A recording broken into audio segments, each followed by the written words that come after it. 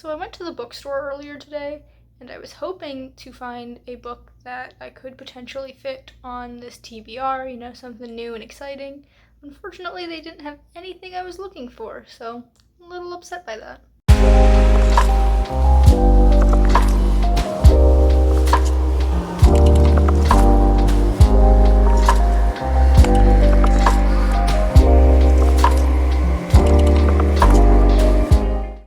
Hello everybody, my name is Danny and welcome back to my channel. Today I have for you my August Skee-B-R, but before we get to that, I'm going to recap all of the books that I read in July.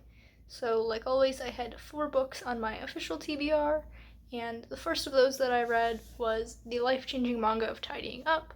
This was for a length prompt where I had to pick a book between 101 and 200 pages, and I very obviously gave this 5 stars. Technically, I read it in the last few days of June, but it was after I had made my rolls, so it's fine. But this was just a really cute story, and it reminded me of why I really loved her show, and I think I might give the show a rewatch now because of this. Then I read The Witch King by H.E. Edgeman, and this was for an aesthetic prompt where I had to read a book with a person on the cover, and I also gave this 5 out of 5 stars. I just loved this book so much. It did have a bit of a slow start for me, but after a few chapters, I found it so hard to put down, and I was just flying through it in a matter of days. And it ended on such a cliffhanger that I cannot wait to get my hands on the sequel when it drops next year. After that, I picked up Blood Like Magic by Lazelle Sanbury, and this was a genre prompt where I had to pick a romance book. Even though this isn't strictly romance, it does feature quite heavily, so I let it slide. And I gave this 4 out of 5 stars. We honestly had a rocky start, and I wasn't vibing with the characters as much as I would have loved to, and kind of the first, maybe 3 or 4 chapters, the whole setup to the premise seemed very mechanical to me, and it didn't flow as smoothly as the rest of the book. Then it really hit its stride in Act 2, and I was loving it, and so the middle, 70% of the book was absolutely fantastic.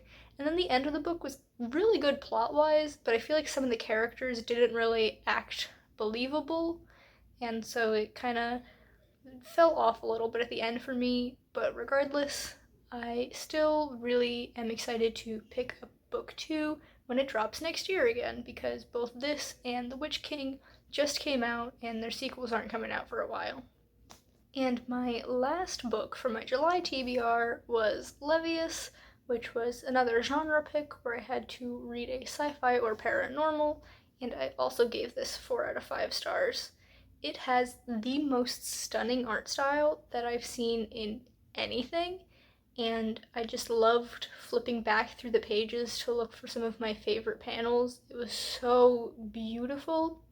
My biggest issue with this book is that the main antagonist just didn't fit in the story the way I expected him to. So this takes place in a steampunk, I don't know if it's Victorian era because I don't really know when the Victorian era was, but that kind of vibe. And the main antagonist is a clown. His name is literally Dr. Clown Jack Pudding, and he just didn't fit the story. Regardless, I'm very excited to pick up what comes after this, because this is the main story, and then there's a sequel manga series called Levious Est, and I definitely want to pick that up at some point in the future.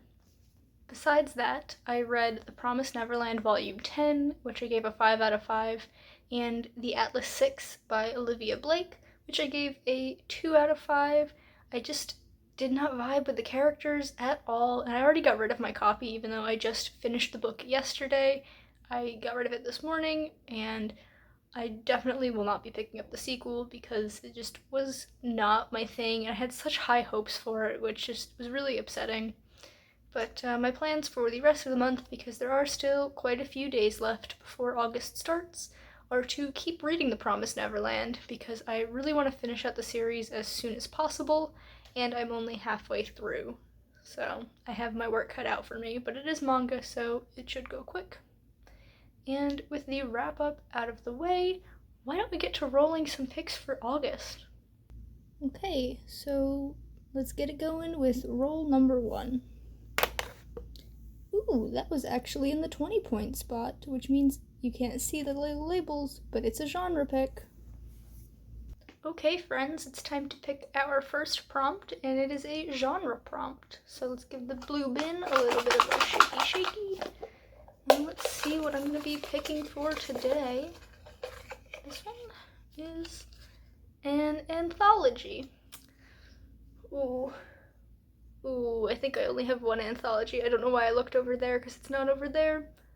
I'm going to grab my anthology, and that'll be the first book I'm picking. Okay, so the only true anthology that I have right now is Italian Folktales by Italo Calvino, which is quite a chunky book. It is a book that was on my 21 books I'd like to read in 2021 list, though, so at least I can check it off then. I do have two books that are kind of almost anthologies. One is 4 Henrik Ibsen plays all bound together, and one is my copy of Wuthering Heights and Jane Eyre that's in one bind-up, but neither of those are a true anthology like this one is, so starting off with a big book. Alrighty, on to roll number 2. And that was a 10, so it's another genre pick. Okay, so we have a second genre pick for today, and so give the blue bin another shaky. And let's hope I don't pull something that would require me to pick another gigantic book. Let's see, they're all sticking together. Go with this one. Historical.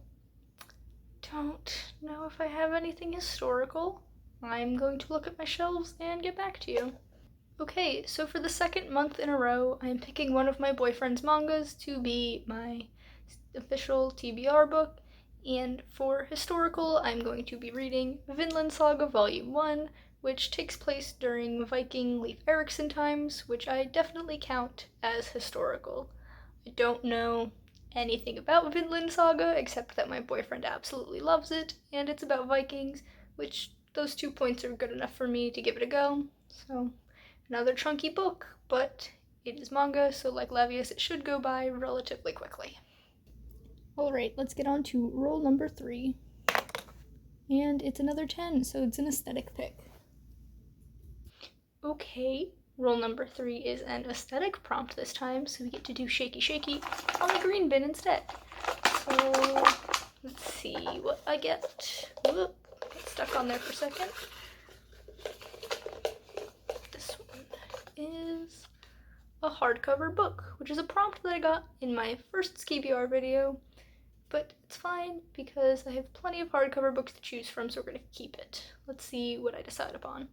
Okay, so I'm probably going to hate myself for this because I'm choosing another chunky book, but for hardcover I'm going to be reading Eldest by Christopher Paolini, which is massive. This is the sequel to Aragon, and I was actually planning on reading this in July, it just never happened, so I'm finally glad to be picking it up in August, because I've never read this. I've read Aragon twice now, and I want to read the whole series, so Eldest is on the very hefty TBR. Really hope I can hold up all 4 books at the end.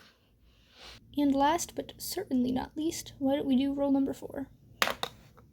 Alright, one final 10, so that is a length pick. Okay, and last, but most definitely not least, we have our final roll, which is for a length prompt. We are going to hope for a small number. I have my dice tray in front of me, so I'm going to roll, and you can see my reaction, and I'll let you know what I get. So, here we go. Okay, probably can't see this, but I got a 3, so not bad. That means I have to pick a book between 201 and 300 pages. So definitely much smaller than the ones already on my TBR. Let me find something. Alright, so originally I was looking at Catherine House and A Deadly Education because I'm very much on a dark academia binge right now, but both of those are sadly just over 300 pages, so they do not fit. So instead I'm picking what I think is the only book on my shelf that fits this prompt, That is She Loves You by Anne Hood. I picked this up from the dollar store on a whim because it talks about the Beatles, and I really like the Beatles, but I'm just now realizing this could have also worked for historical, and I didn't have to pick such a chunky book, but it's fine. We're picking this for length prompt, and yeah, I don't really know too much about it except that it takes place in the 60s and the main character is a huge Beatles fan and her whole goal is to meet Paul McCartney. That's what I got from the blurb. So we're gonna see how it goes. I hope I like it. This cover is really cool. I love the funky yellow. Yeah, this is our fourth and final pick for August Skee-B-R. Oh boy, is this hard for me to hold. But this is my official TBR for August, starting from the top. We have Italian Folktales, which is a genre pick for an anthology. Then we have Vinland Saga, which is a historical genre pick. And then we have Eldest, which is to pick a hardcover book from an aesthetic prompt. And finally we have She Loves You, which was a length prompt because it's the only book I own apparently between 201 and 300 pages. I'm gonna put this down now because it's super heavy. Okay, so there you guys have it. That is my July wrap-up and my August official Skee-B-R. I hope you enjoyed this video. If you did, please be sure to give it a thumbs up and you can subscribe to my channel for more content, and I will see you in the next video. Bye!